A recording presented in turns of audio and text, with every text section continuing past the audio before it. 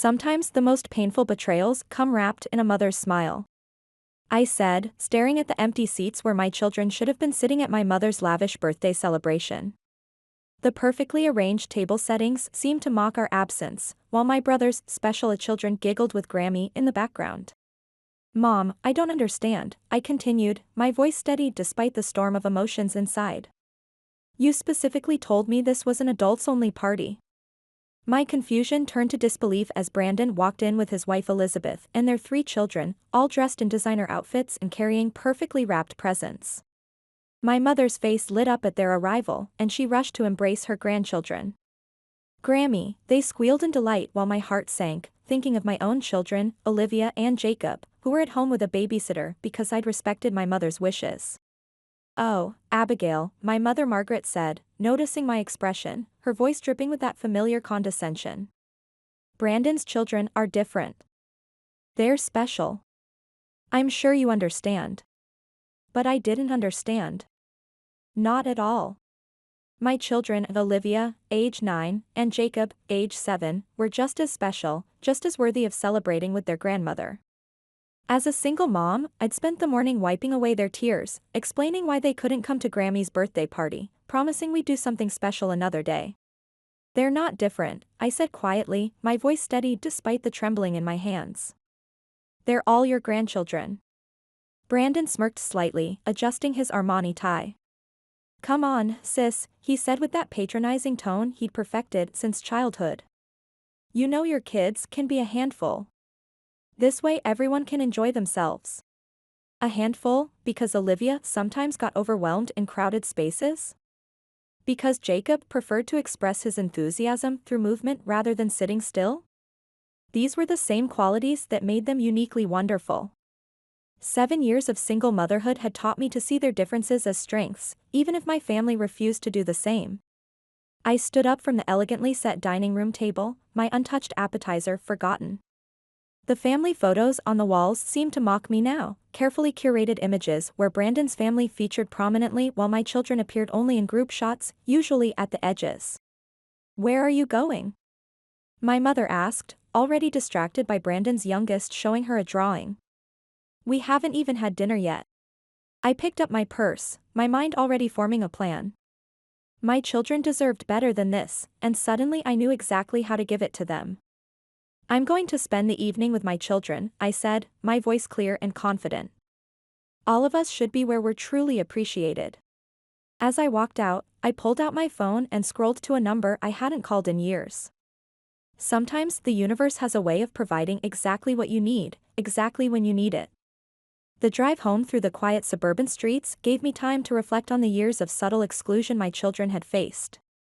The memories flooded back, sharp and painful. 7 years ago, after my divorce, my mother's first words weren't of comfort or support. Instead, she had said, well, what did you expect? You never could handle things properly. Those words had set the tone for everything that followed. It had started small, my mother forgetting to invite them to Sunday brunches, planning family events during their nap times when they were toddlers, always finding reasons why Brandon's kids were easier to accommodate. I'd made excuses for her behavior, always trying to shield Olivia and Jacob from the pain of rejection. Last Christmas still stung in my memory. Olivia had spent hours making handmade cards for everyone, her careful drawings of herbs from her beloved window garden adorning each one. My mother had barely glanced at them before fawning over the store-bought cards from Brandon's children. Later that evening, I'd found Olivia's cards in the recycling bin. Brandon's success in investment banking had only widened the gap. His children went to private school, took tennis lessons, and spent summers at exclusive camps. Meanwhile, my work as a freelance graphic designer allowed us a comfortable but modest life. In my mother's eyes, this difference in financial status somehow translated to a difference in worth. But maybe I'd been wrong to shield them for so long. Maybe they needed to learn that when people don't appreciate you, you create your own joy elsewhere. As I pulled into our driveway, I looked again at the contact I'd found on my phone, Sarah, Parent Support Group. Sarah and I had met in a post-divorce support group, and she had started a community for parents in similar situations. We hadn't been in touch for a while, but I felt it was time for my children to connect with others like them. I hope she remembers me, I thought as I dialed her number. The phone rang twice before a bright voice answered, Sarah speaking. Sarah. It's Abigail Harrison from the Westbrook Support Group. I know it's been a while. Abby. Of course I remember you. How are you and those beautiful children of yours? Her warmth brought tears to my eyes. We are struggling a bit, actually. I was wondering if you're still running those weekend gatherings for families?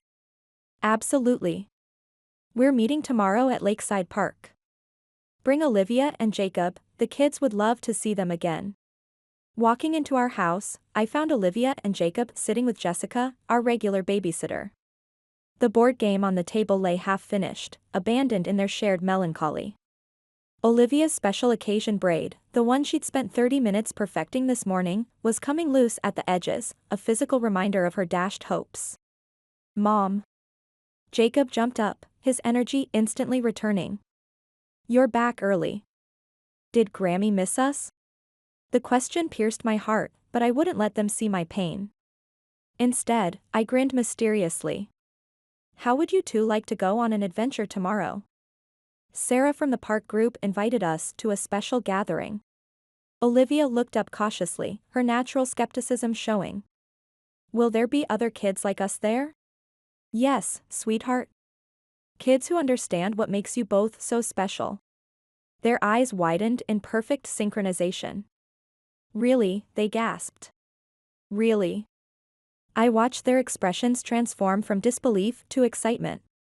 Sometimes the best celebrations are the ones we create for ourselves. That night, as I tucked them in, my phone buzzed with a text from my mother. Your dramatic exit ruined my birthday. Brandon thinks you should see someone about your emotional issues. We're concerned about the children. I didn't respond. 7 years of trying to earn their approval had led nowhere. It was time for a new approach. The next morning, just as we were preparing to leave for Sarah's gathering, my doorbell rang. When I opened it, I froze. There stood Richard, my ex-husband, impeccably dressed as always. Richard? What are you doing here? We didn't have a visitation scheduled. His calculated smile didn't reach his eyes. Your mother called me. She's concerned about the children.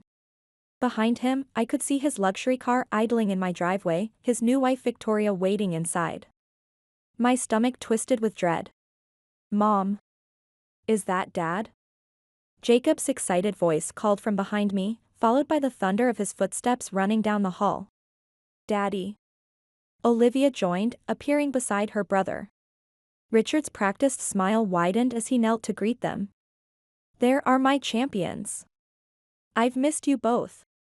We're going to a special park today with other kids. Jacob announced, bouncing on his toes. Richard's eyes met mine over their heads, his expression hardening slightly. Actually, I was thinking we could go to that adventure park Victoria and I mentioned last time. The one with the VIP access? We already bought tickets. The children's eyes lit up, torn between two exciting prospects. Richard, we had plans, I said quietly, trying to keep my voice steady. You can't just show up unannounced. He leaned closer, lowering his voice. Your mother called me last night, Abby. She told me everything, how you stormed out of her birthday, how you've been isolating the kids from the family. She thinks you're having some kind of breakdown. That's not what happened, I hissed, conscious of the children watching us. She and Brandon are concerned. They think the kids might be better off spending more time with me. In a more stable environment. The threat in his words was unmistakable. My blood ran cold. This wasn't a random visit, this was the beginning of a custody challenge. The pieces clicked into place. My mother hadn't just been excluding my children, she'd been building a case against me. Kids, why don't you go get your jackets? We'll decide where to go in a minute, I said, forcing a smile. Once they were out of earshot, I confronted Richard. This is low, even for you. Using my mother's prejudice against her own grandchildren to try to take them from me? Richard shrugged, his expensive suit wrinkling slightly with the movement. I'm just concerned about my children. And if a judge heard how your own mother thinks you're an unfit parent? My mother thinks they're difficult because they don't fit her cookie-cutter mold, I spat. And you've never cared before, you've missed half your scheduled visitations this year alone. Things have changed. Victoria and I have been talking about family. She thinks the children would do well in her cousin's private academy. The one that specializes in special needs. They don't have special needs. They're perfectly normal children who just learn and express themselves differently. His patronizing smile mirrored my brother's so perfectly it was unnerving. That's not what your mother and brother tell me. Brandon's wife Elizabeth has apparently documented several concerning incidents. Elizabeth. Of course. The PTA queen who had snubbed Olivia at every school function, who had orchestrated a birthday party invitation for every child in Jacob's class except him. Whatever they're planning, it won't work, I said, straightening my spine. I have documentation of every visitation you've missed, every school meeting you've skipped. And plenty of witnesses to how your wife treats our children. We'll see, Richard said, his confidence unshaken. For now, I'm here for my scheduled visitation. Check your email. My lawyer sent a modified request yesterday, citing urgent family concerns. If you refuse, it won't look good to the court. Richard smiled, knowing he had me cornered. Just for today, Abby. Let me take them to the adventure park. We'll have them back by dinner. Reluctantly, I agreed, watching my excited children climb into Richard's car, their plans with Sarah forgotten in the allure of VIP access and their father's rare attention. As they drove away, I called Sarah to cancel, then dialed another number, Lisa, my lawyer. Lisa, I need your help. I think my ex and my family are building a custody case against me. The next few weeks became a quiet war. Richard suddenly became the model father, never missing a visitation, showing up at school events, lavishing the children with expensive gifts and experiences. My mother and Brandon began a whisper campaign in our social circle, expressing concerns about my parenting. Then came the school incidents. Jacob's teacher called me in for a conference, concerned about his recent behavior. He's been unusually disruptive, she explained, showing me incident reports that seemed exaggerated beyond recognition. And Mrs. Hughes from the PTA mentioned your family situation might be complicated right now. Mrs. Hughes is Elizabeth's closest friend. Olivia began coming home in tears, saying the other girls wouldn't play with her anymore. Maddie said her mom told her I'm weird and she shouldn't be my friend, she sobbed one afternoon. Maddie is Elizabeth's daughter's. The campaign extended to my work. Suddenly, clients began canceling projects, citing scheduling conflicts. My steady income stream dwindled to a trickle. One client accidentally let slip, Brandon mentioned you might be going through some personal issues. We thought it best to give you space. The final blow came when Richard filed for primary custody, claiming I was emotionally unstable and financially unable to provide adequately for the children. The petition included affidavits from my mother, Brandon, and Elizabeth, all painting a picture of an unraveling woman unable to handle her challenging children. They want to break you, Lisa said bluntly, reviewing the petition in her office. Make you seem unstable, provoke you into reacting, then use that reaction as evidence. What do we do? I asked, exhausted from weeks of constant undermining. We fight smart, not angry. And we gather our own evidence. Lisa helped me install cameras in my home to document the children's normal, happy behavior. We collected statements from teachers who had known them for years, pediatricians who could attest to their healthy development, and parents from their activities who had seen my positive interactions with them. Most crucially, Sarah introduced me to other parents from the support group who had experienced similar dynamics with their extended families. Together, we formed a network, documenting every interaction, every unexplained incident, every whispered comment. One mother, Diane, had specialized in corporate investigations before becoming a stay-at-home mom. We need undeniable evidence, she said simply. Let's find it. With Diane's help, we gathered 3 key pieces of evidence that changed everything. First, we discovered text messages between my mother and Richard from the night of her birthday party. She's unstable. The children deserve better. We'll help you get custody, my mother had written. Richard's response was damning, Brandon says his friend Judge Michaels can fast-track the case. Second, we obtained recordings of Elizabeth calling Olivia's teacher, pressuring her to document behavioral problems that didn't exist. We're building a case for my brother-in-law. Just write that she's disruptive. It doesn't have to be true. Third and most devastating, we found emails where Richard admitted his true motives. I don't actually want the kids full-time. Victoria's school needs special needs students to qualify for additional funding, and Brandon promised to invest in my new project if I help get the children away from Abby. The court case was straightforward after that. The judge was visibly angry as she reviewed our evidence. This is one of the most disturbing examples of family conspiracy I've ever witnessed, she declared. The ruling came swiftly and decisively in my favor. I was granted permanent sole custody with enhanced protections. My mother, Brandon, and Elizabeth were barred from contacting my children without court supervision. Richard's visitation rights were severely restricted. The consequences for my family members were swift and devastating. My mother, Margaret, lost everything she valued. The hospital fired her from the board when they discovered she had illegally looked at my children's medical records. Her fancy friends stopped inviting her to parties. The country club she loved asked her to leave. She had to sell her big house and move to a small apartment. Now she sits alone at community events, with no one talking to her. Brandon's punishment was financial and professional. His company fired him publicly. The government began investigating his business dealings. His bank accounts were frozen during the investigation. He had to sell their vacation home to pay for lawyers. His children were pulled out of their expensive private school because he could no longer afford it. Former business partners avoided him. Job offers disappeared. His perfect life crumbled before his eyes. Elizabeth, my brother's wife, faced social rejection.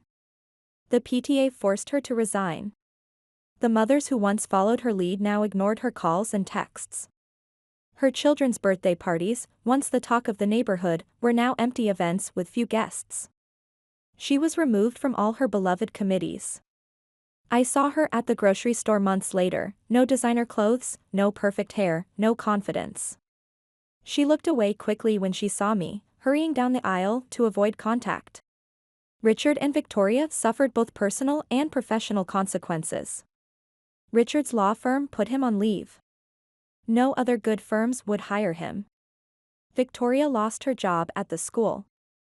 Their marriage fell apart under the pressure, and they filed for an ugly divorce. Richard moved to a tiny apartment and started drinking heavily. Victoria had to move back to her hometown, unable to find work in education anymore. The annual charity gala told the whole story. This event, where my mother had once been queen, where Brandon networked with important people, where Elizabeth showed off her expensive clothes, and where Richard and Victoria had been photographed for magazines, happened without any of them. Their names were removed from all guest lists. They became social outcasts overnight. I received a letter from Mrs. Peterson, my mother's oldest friend. I always knew how wrong Margaret was to treat your children that way. Many of us admire your strength. Your beautiful children are extraordinary, and Margaret's greatest punishment is that she'll never truly know them. 1 year later, Olivia and Jacob were thriving. Sarah's parent group had evolved into a formal support network for families with uniquely gifted children, with me serving as its creative director. My graphic design business had rebounded, with new clients who valued inclusivity and neurodiversity in their messaging. Most importantly, my children had found their tribe, other kids who appreciated their unique perspectives, parents who understood the challenges and joys of raising children who saw the world differently. Mom, Olivia said one evening as we prepared for the network's annual celebration, why does Grammy think it's bad that I'm different? Will she ever change?